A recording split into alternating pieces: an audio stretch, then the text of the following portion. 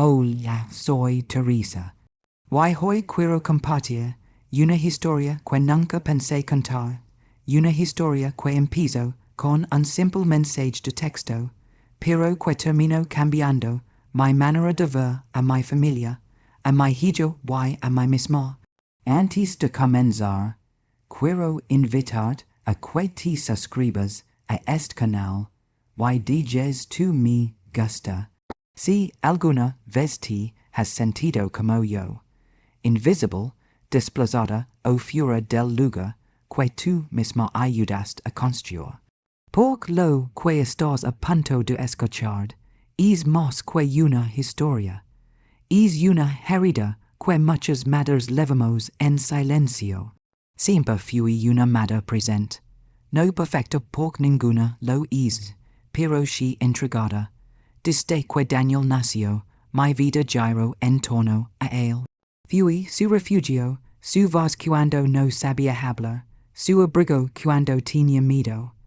Y cuando su padre nos dijo, pronto que nada le faltaría.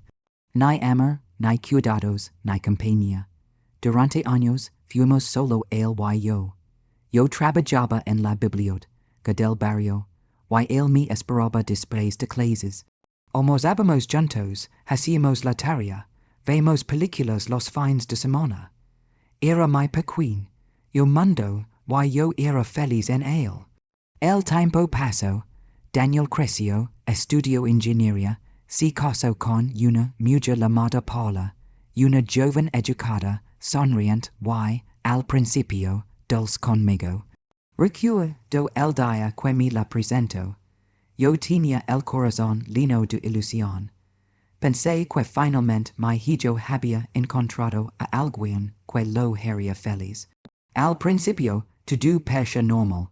Me llamaban los domingos, venían a almorzar una vez al mes, me contaban sus planes, sus proyectos, sus viajes. Yo trataba de no intervenir, de darles espacio, de no ser la sugra molesta. Pero poco a poco, empecé a notar que algo cambiaba. Las llamadas se hicieron más cortas, las visitas menos frecuentes, las conversaciones más frías. Y cuando yo preguntaba si algo estaba mal, Daniel siempre respondía lo mismo. No, mamá, solo estamos ocupados. Y una noche, mientras cenaba sola frente al televisor, mi teléfono vibró. Era un mensaje de Daniel. Y es mensaje on lo recuerdo palabra por palabra. Mamá, no vas a ir al crucero con nosotros. Solo vamos a un viaje familiar. Lo leí 3 veces. Creo que había un error. Un viaje familiar. Y yo no soy parte de esa familia. Sentí un nudo en el pecho. Las lágrimas me ardían en los ojos, pero me negaba el orar.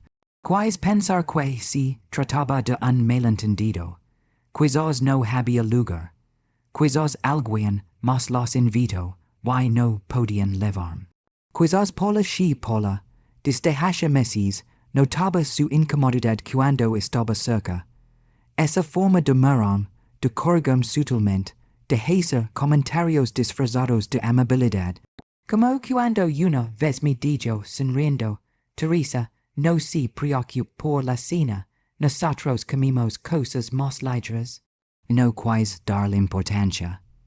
Pero con el tiempo, cada palabra suya me fue alejando un poco más. Respiré hondo, tomé el teléfono y escribí. Porque hijo, pasó algo, dije oís algo que te molestara. Esperé su respuesta con el corazón en la garganta. Pasaron 5 minutos, 10, 20, finalmente llegó un mensaje corto, sin emoción. No, mamá, es solo un viaje en perja con los niños. Queremos tener un tiempo entre nosotros. Cerré los ojos. Y en ese instante entendí que no era solo el crucero. Era todo. Era mi lugar en su vida lo que empezaba a desaparecer. Recordé los cumpleaños que organizé sola, las noches sin dormir cuando tenía fiebre, las veces que me quedé despierta, de hasta que él llegaba de la universidad. Pensé en los sacrificios, los renuncias, los años enteros que di sin pedir nada a cambio. Y ahora, lo único que recibía era una línea fría en una pantalla. Al día siguiente, Paula subió una foto a redes sociales. Ella, Daniel y mis nietos, sonrientes en el barco. El mar detrás, el cielo azul, la felicidad perfecta. Yo miraba la imagen una y otra vez, intentando no sentir lo que sentía. Pero el dolor tiene un lenguaje que no se puede esconder. Es vacío que aprieta el pecho, esa voz que te dice, te reemplazaron, ya no es necesaria. No los llamé. No escribí. Pasé los días fingiendo normalidad, haciendo el café de siempre, leyendo los mismos libros, hablando con los mismos vecinos, pero todo sonaba distinto. Todo tenía otro peso. Una tarde, mientras caminaba por el parque, Romans 6, a una madre joven con su hijo pequeño. Él corría, reía, que y ella lo levantaba con ternura. Me quedé observándolos largo rato. Y me descubrí sonriendo con tristeza. Pensé, así empezó todo conmigo, y Daniel. Y así terminará con distancia. Pero lo que no sabía, lo que aún estaba por descubrir, era que es mensaje no solo escondía rechazo, sino también un secreto que cambiaría todo lo que creía saber sobre mi familia. Un secreto que me haría mirar a mi hijo con otros ojos. Y entiendo que, a veces, el ama de una madre no se pone a prueba cuando su hijo está lejos, sino cuando decide alejar él mismo. Y así terminó es día, con una madre sola en su casa, mirando el mardis de una foto ajena, tratando de entender cómo el amor puede transformarse en silencio. Pero eso fue solo el comienzo. Pasaron varios días después de aquel mensaje. Intenté convencerme de que todo estaba bien, que exageraba, que los hijos crecen, hacen su vida, y uno debe aprender a soltarlos. Pero el corazón de una madre no entiende de lógica. Entiende miradas de silencios, de ausencias que pesan más que las palabras. Y algo dentro de mí me decía que es viaje familia, no era lo que pesha. El martes siguiente, mientras organizaba mi pequeño jardín, mi vecina Rosa, una mujer mayor, y de lengua rápida se acercó, con una sonrisa curiosa. Ah, Teresa, vi algo en los redes de tu nura. Qué lindo crucero, She respondí con una sonrisa forzada. Si vi que la pasaron bien. Ay, y que elegantes estaban, elegantes, pregunté confundida. She, claro, en la cena de gala. Vi una foto en la que estaban con otra pareja. No recuerdo el nombre, pero Paula los etiquetó. Un matrimonio de apellido Villalta. Villalta es apellido me sonó familiar. Lo había escuchado antes, en una conversación entre Daniel y su esposa, cuando hablaban de los nuevos socios de la empresa. Rosa siguió hablando, pero yo ya no escuchaba. Algo me inquietó. No sé si fue el tono en que mi hijo mencionaba al señor Villalta aquella vez, o la forma en que Paula cambió de tema cuando lo hizo. Guardé silencio, y fingí seguir con mis plantas. Pero esa noche, el nombre seguía repitiéndose en mi cabeza. Villalta, 2 días después, decidí llamar a Daniel. Necesitaba escuchar su voz. Saber que todo estaba bien. Que no era más que una madre sensible imaginando cosas. Marcó el número. Sonó una, 2, 3 veces. Hasta que escuché su voz al fin. Hola, mamá. Sonaba apurado, tenso. Hola, hijo. No te robo mucho tiempo.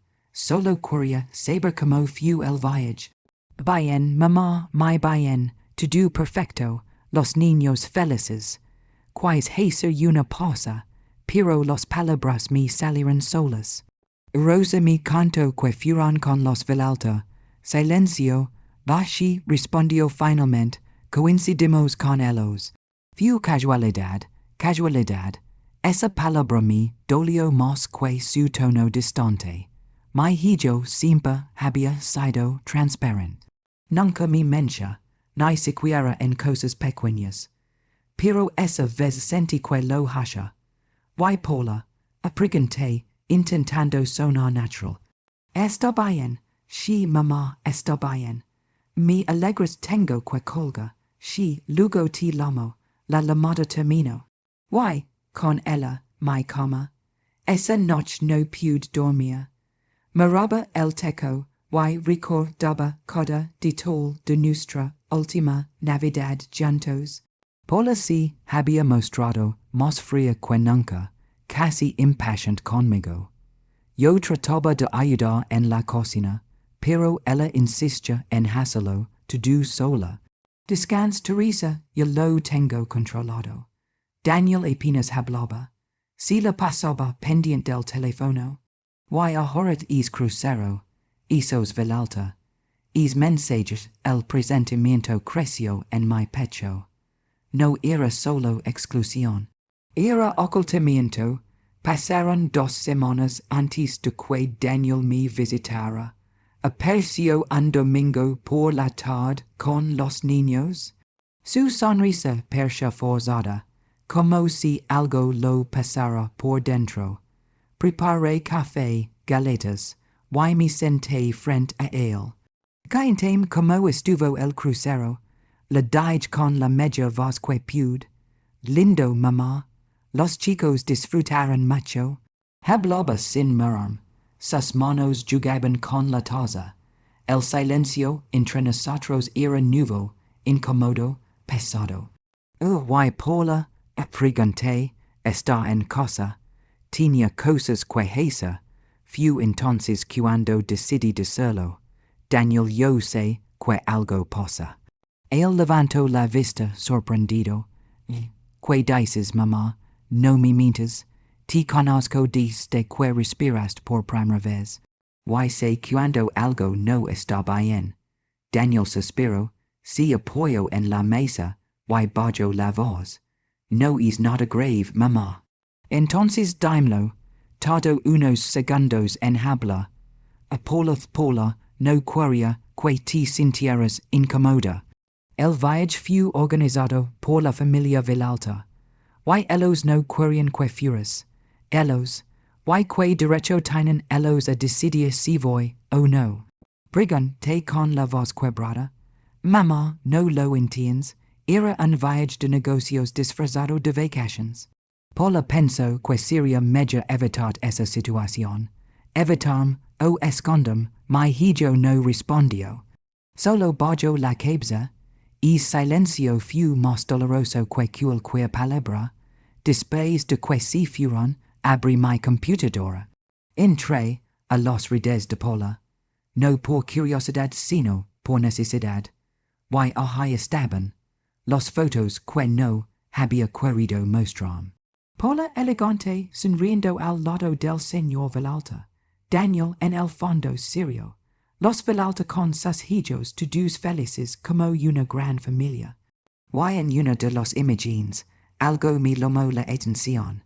Una mano apoyada sobre la de Daniel. Una mano femenina que no era de Paula. Amplié la foto con el corazón latiendo despacado. Era la hija de los Villalta, una joven de mirada intensa y sonrisa insinuante. Demasiado cerca de mi hijo. Demasiado cómoda. Y en ese instante lo supe. Ese viaje no fue solo un paseo. Fue el principio de algo que Paula no sabía o que prefería callar. A veces, los secretos familiares no se gritan. Se insinúan en una foto, en una mirada, en un mensaje frío que dice no vas a venir. Y en mi corazón lo sentí claro, Lo que mi hijo trataba de ocultar, pronto iba a salir a la luz, pero aún no imaginaba que es viaje familiar. Iba a destapar una historia de engaño, culpa y lealtades rotas. Una historia que pondría a prueba el ama más grande de Dios, el ama de una madre. Esa noche no dormí. La imagen de esa mano sobre la de Daniel no se borraba de mi cabeza. Era como una espina clavada en el pecho. Sabía que algo se escondía detrás de ese viaje. Y lo peor era que mi hijo, mi propio hijo, me lo estaba ocultando. Al día siguiente fui a la biblioteca, que donde un trabajaba medio turno. Intenté distraerme, pero no pude concentrarme ni en las letras. Cada libro que colocaba en su estante parecía suceder lo mismo, porque te mintió, cuando terminé, decidí pasar por la casa de Daniel. No avisé. Simplemente tomé el bus, y me bajé unas cuadras antes, como si el silencio del camino pudiera darme valor. Al llegar Romans 6 al coche de Paula en la entrada. Respiré hondo y toqué el tambor. Ella abrió la puerta. Su expresión al verme fue una mezcla de sorpresa y molestia. Teresa, que sorpresa dijo, forzando una sonrisa. Pasaba cerca, y que saludar respondí suavemente. Daniel no está, fue a una reunión. Yo sabía que mencha, porque justo detrás de ella, en la sala, Romans 6, una taza de café, un humint y una chaqueta de mi hijo sobre el sofá. No importa, pudo esperarlo, adij con una sonrisa. Su mirada se tensó. Bueno posa, si quieres, Entre. El ambiente estaba cargado.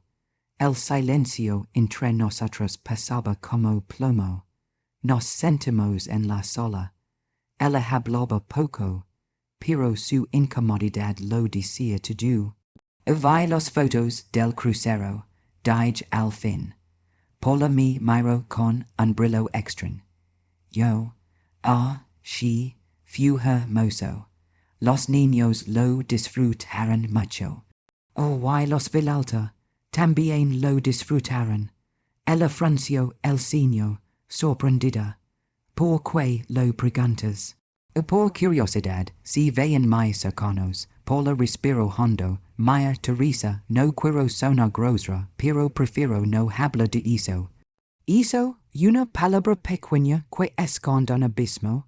¿Pasó algo? Y pregunté, intentando mantener la calma. Nada. Cosas de adultos, respondió con frialdad. Me dolió su tono, pero más me dolió el temblar en su voz. No era indiferencia, era miedo. Esa noche Daniel me llamó. Su voz sonaba cansada, casi quebrada. Mamá, fuiste hoy a casa. She respondí, quería verlos. Por favor, no lo hagas sin avisar. Paula se siente incómoda. Cerré los ojos. Incómoda, una palabra que se repite desde hace meses, como una barrera invisible. Daniel dijo con calma. ¿Estás bien? Silencio. Sí, mamá. Solo tengo cosas en la cabeza. Diz por Paula. No es eso. Entonces, ¿qué es? Tardó en responder. Y cuando lo hizo, su voz temblaba. Es complicado. Yo sabía que esa frase escondía algo más grande. Hijo, si lo que sí, pudes decírmelo. No pudo, mamá. ¿Por qué? Porque si lo supieras, te decepcionarías de mí. El alma se me cayó al suelo. Nunca podría decepcionar de ti, Daniel dijo, conteniendo las lágrimas. Mamá, por favor, no insistas. No quiero hablar de eso. Y colgo. Esa noche sentí una mezcla de angustia y determinación. No podía quedarme esperando. Necesitaba saber qué pasaba. 2 días después, mientras revisaba mi correo, recibí un mensaje de un número desconocido. El asunto decía, tal vez debería saber lo que su hijo hizo en el crucero. Mi corazón dio un vuelco. Abrí el correo. Dentro había una sola foto. Tu moda destellillos de noche en la cubierta del barco. Ali estaba Daniel abrazando a una mujer. No era Paula. Era la hija de los Villalta, la misma mano que había visto antes. Me quedé helada. No podía creerlo. Mi hijo, el hombre que había criado con valores, con amor. El que me enseñó a perdonar después de que su padre nos abandonara estaba hashen. Do lo mismo. Lloré no de rabia, sino de tristeza profunda. Diez dollar que solo una madre entiende, cuando vi que el hijo que más ama camina hacia su propia destrucción. Quais negarlo, pero los pruebas estaban ahí. Why mensaje al final decía, ella no lo hará, pero yo sí puedo contar la verdad. Ella, Paula o la otra mujer, los días siguientes fueron un torbellino. Daniel no me llamó. Paula dijo de responder mis mensajes. Todo percha en pausa, como si el tiempo mismo se negara a seguir. Una tarde, mientras doblaba la ropa de los nietos que había dejado la última vez, encontré algo en uno de los bolsillos del abrigo de Daniel. Una servileta doblada, con un nombre y un número. Teléfono, Clara Villalta. Mi respiración se detuvo. El corazón me latió tan fuerte que casi dolía. No había dudas. La hija del socio. Tomé el teléfono. Marcaba el número uno y otra vez. Pero no me atrevía a presionar l'amour. Que le diría. Soy la madre del hombre con el que destruiste una familia. No, no era así de simple. Nada lo era, porque algo en esa historia no terminaba de encajar. Quien me envió la foto, porque ahora. Y porque Daniel percha tan asustado, cuando la mencioné el crucero. Esa noche, frente a la ventana, mirando las luces lejanas de la ciudad, entendí que el dolor de una madre no siempre viene del abandono. A veces viene del amor mismo, cuando te das cuenta de que procha a tu hijo significa enfrentar a él. Y aunque mi corazón se pasha, sup lo que debía hacer, no iba a gritar, ni acusar, ni culpar, iba a buscar la verdad, con mis propias manos, con mis propios ojos, porque a veces, cuando los hijos se pierden, solo una madre puede encontrar el camino que los saca de la oscuridad. Pero lo que estaba a punto de descubrir era mucho más grande de lo que imaginaba. Porque esa foto, es mensaje y es viaje no eran solo una traición. Eran el inicio de un plan. Uno que pondría en peligro no solo su matrimonio sino también su vida. No dormí esa noche. Cada vez que cerraba los ojos veía esa foto. Mi hijo con esa mujer en el crucero que se suponía era familiar. Me dolía el pecho, como si el air no quisiera entrar. Pero lo que más dolía era la mentira. Porque el ama de madre perdona los errores, pero no sabe cómo sobrevivir a la traición del silencio. A la mañana siguiente tomé una decisión. Yo no iba a esperar, no iba a seguir imaginando, iba a enfrentar la verdad. Busqué el número en la servileta, Clara Villalta, y marqué, una, dos, tres veces, hasta que, finalmente, una voz femenina respondió. Oh, hola, su tono era joven, seguro, casi arrogante. Hola, Clara, habla Teresa, la madre de Daniel. Hubo un silencio breve, cortante. Luego, una risa nerviosa. Oh, señora Teresa, no esperaba su llamada. Supongo que no respondí con calma. Necesito hablar con usted. Hablar de que, usted sabe de que. Hubo otro silencio, y luego, su voz bajó el tono. Y no por teléfono, entonces dígame dónde. Nos encontramos al día siguiente en una cafetería discreta, cerca del centro. Clara llegó puntual, vestida impecablemente, con air de seguridad, ad que solo da la juventud o la inconsciencia. Si sento frente a mí, cruzo las piernas y pido un café. No entiendo por qué está tan alterada, señora Teresa dijo, casi sonriendo. Lo que pasó no fue lo que usted piensa. Y que pienso yo, según tú. Pregunté, mirándola a los ojos. Que su hijo y yo tuvimos algo más que una amistad. Guardé silencio. Ella continuó, pero no fue así. Él solo necesitaba desahogarse. Habla con alguien. Habla, repetí con ironía. Así si loma ahora abrazarse en la cubierta de un barco. Clara me sostuvo la mirada, y por primera vez, Romans 6 un destello de culpa en sus ojos. Él estaba mal dicho en voz baja. Muy mal. Mal por qué. Sus dedos temblaron sobre la taza. Por sabía que su esposa lo estaba engañando. El mundo se me detuvo, que dijiste, que Paula lo engañaba repitió más firme. Con el señor Villalta. Me quedé helada. El corazón me martillaba en los oídos. Mi mente se negaba a procesarlo. Paula, con el padre de Clara. Con el socio de mi hijo, Clara bajó la mirada. Mi madre lo descubrió antes del viaje. Mi padre y Paula tenían una relación de negocios. Así lo llamaban. Pero todos sabíamos lo que era. Daniel se enteró antes de embarcar. Quiso cancelar el viaje, pero Paula lo convenció. Dijo que si no iba, se vería raro. Me levé una mano a la boca. La foto, el mensaje, la atención, todo empezaba a tener sentido. Entonces, susurré es crucero fue una farsa. Así respondió Clara. Todos fingieron. Mi madre fingió no saber. Mi padre fingió amar a su esposa. Paula fingió amar a Daniel. Y él fingió estar bien.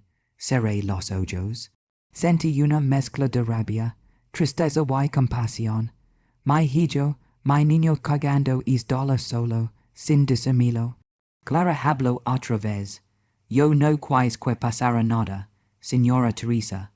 Lo juro, solo lo escuchaba.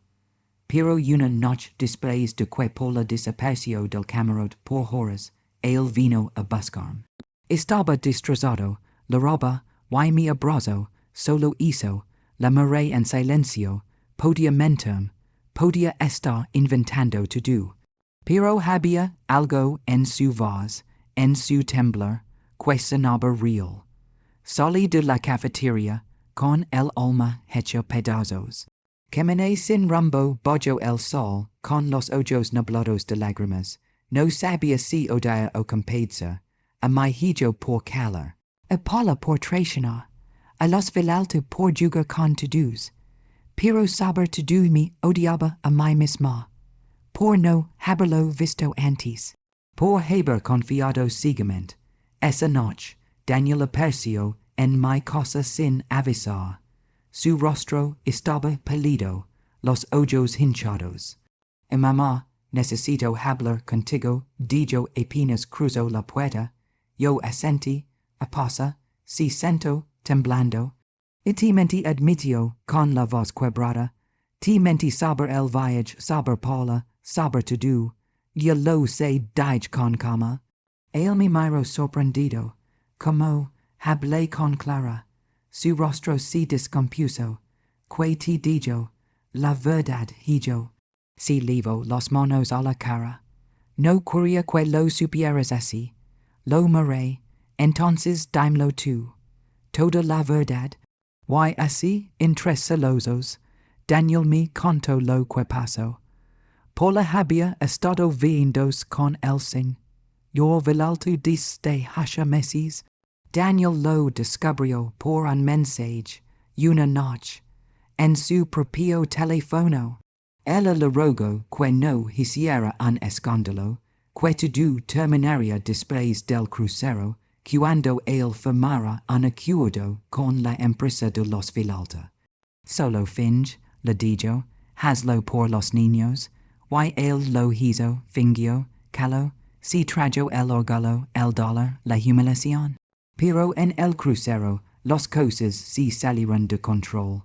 Por la desaparecer cada noche, y Clara, viendo su sufrimiento, se acercó. No por amor sino por compasión. Esa noche, dijo Daniel, solo la abracé. No pasó nada más, pero alguien tomó una foto. Y desde entonces, estoy recibiendo mensajes anónimos. Amenazas, pregunté a la moda, si dicen que si hablo, destruirán mi carrera. Que si cuento la verdad, saldrá a la luz todo lo que por la hizo. Y que tú también estás en riesgo. Me quedé sin palabras. De pronto, todo tenía otro sentido. Es mensaje que empezó todo. No vas a ir al crucero. No era un desprecio. Era una forma de prochum. Mi hijo no me estaba alejando. Me estaba salvando. Hijo died con lágrimas. Porque no me dijiste la verdad. El bajó la cabeza. Porque tenía miedo, mamá. Adeque te decepcionaras de mí. Nunca, Daniel. Nunca lo abracé. Y en ese abrazo sentí que el peso de los años, del silencio, del dolor se deshacía un poco. Pero en mi interior supe que esto no había terminado. Porque alguien más sabía lo que había pasado. Alguien que lo vigilaba. Y que no iba a quedarse calado por mucho tiempo. Esa noche, antes de dormir, recibí un mensaje desconocido. Solo decía, ahora usted también sabe demasiado, señora Teresa. Sentí un escalofrío recorrer la espalda. El peligro ya no era solo un rumor, era real. Y lo que venía después cambiaría nuestras vidas para siempre. No pude dormir. Esa frase, ahora usted también sabe demasiado, me quemaba la mente. Cada palabra sonaba como una advertencia, como si alguien estuviera observando desde la oscuridad. Me levanté, cerré las cortinas y apagué el teléfono. Pero el silencio no ayudó. El miedo tiene su propio sonido, el tic-tac del reloj que no cala, el crujido de la cosa vieja, el eco de la duda dentro del pecho. A la mañana siguiente fui a ver a Daniel. Tenía que saber quién lo estaba amenazando. Tenía que detener aquello antes de que lo distrayeran. Cuando llegué, lo encontré en su oficina, odroso, con el rostro cansado. Sobre su escritorio había papeles, contratos y una carta. La reconoce, y enseguida. Era la misma caligrafía del mensaje que yo había recibido. ¿Quién te está haciendo esto, hijo? Pregunté tomando la carta. Daniel me la quitó rápidamente. Nadie, no importa, mamá. Claro que importa. Te están manipulando. Que quieren detalle. El guardo silencio un momento. Luego, respiro hondo y dijo. Quieren que renuncie a mi parte de la empresa. Que firme todo a nombre de los Villalta. Me quedé helada. Y Paula está detrás de eso. El bajó la mirada. Oh no, lo sé. Pero ella lo sabía. Esa tarde, sin pensarlo dos veces, fui a buscar a Paula. No podía seguir escondidos. Tenía que dar la cara. Cuando abrí la puerta de su casa, me recibió con una sonrisa fría. Teresa, qué sorpresa. Ya basta, Paula le dije, conteniendo las lágrimas. Sé todo. Ella acudió una sella. Todo. Tu relación con Villalta. Las amenazas, el crucero, todo. Por un instante, Roman 6 en sus ojos algo que parecía miedo. Pero enseguida recuperó la compostura. No, sabes de lo que hablas. Sé suficiente. Paula suspiró y dejó la taza sobre la mesa. Mira, Teresa, Daniel no es tan inocente como crees. ¿Qué quieres decir? Él sabía lo del contrato. Sabía que Villalta necesitaba su firma para limpiar dinero. Why on así acepto el trato? Lo hizo para proteger su puesto. Negué con la cabeza. Estás mintiendo. De verdad, dijo, sonriendo con arrogancia. Brigantel tú misma. Esa noche enfrenté a mi hijo. Es cierto lo que dijo Paula. Daniel guardó silencio largo roto. Sus ojos se llenaron de lágrimas. Al principio sí, pero no sabía en lo que me estaba metiendo. Cuando descubrí lo que hacían con la empresa, ya era tarde. Velalto me tenía atrapado. Si hablaba me hundía. Si calaba me volvía cómplice. Me lavé los manos al rostro. Mi hijo, mi niño atrapado entre el amor. La culpa y el miedo. Y los amenazas. Pregunté. Empezaron cuando intenté salir del acuerdo. Me dijeron que si no firmaba los documentos, publicarían fotos mías con Clara. Fotos manipuladas. Entendí entonces la magnitud de todo. El crucero, la traición, los mensajes todo era parte de un chantage. Y sin saberlo, yo había sido arrastrada es jugo. Al día siguiente fui a la policía. No podía quedarme de brazos cruzados. Conté todo lo que sabía. Mostré los mensajes, los fotos, los correos. El oficial me miró serio y dijo, Señora, esto no es un simple asunto familiar. Esto es crimen corporativo, extorsión, pero mientras hablaba, mi teléfono volvió a vibrar. Otro mensaje, esta vez con una foto mía, tomada desde la ventana de mi casa. Te advertimos que te mantuvieras al margen. Sentí un escalofrío recorrerme la espalda. Ellos sabían dónde vivía, sabían quién era, y ahora sabían que había hablado. Los días siguientes fueron una pesadilla. Vivía en alerta, con el corazón encogido cada vez que sonaba el teléfono. Daniel intentaba actuar con normalidad, pero yo veía en sus ojos el terror. Y Paula desapareció, nadie sabía dónde estaba, ni su familia ni los Villalta. Hasta que una mañana la noticia llegó. El señor Villalta había sido arrestado en otro país. Fraud, lavado de dinero, chantage. Y entre los documentos incautados había pruebas de los mensajes que me enviaron. Todo se derrumbó después de eso. La empresa fue investigada. Paula fue llamada a declarar. Y Daniel Onk salió libre de cargos. Perdió su reputación, su trabajo, y casi a su familia. Yo estuve a su lado en cada audiencia, en cada noche de insomnio, en cada silencio lleno de culpa. Y cuando todo terminó, una tarde lo abracé y le dije, no importa lo que hayas perdido, hijo. Mientras sigas vivo, mientras puedas mirarme a los ojos, no todo está perdido. El loro. Por primera vez en años, loro como aquel niño que una vez fui a buscar al colegio bajo la lluvia. Hoy, meses después, sigo recibiendo cartas sin remitente. Palabras cortas, escritas a mano.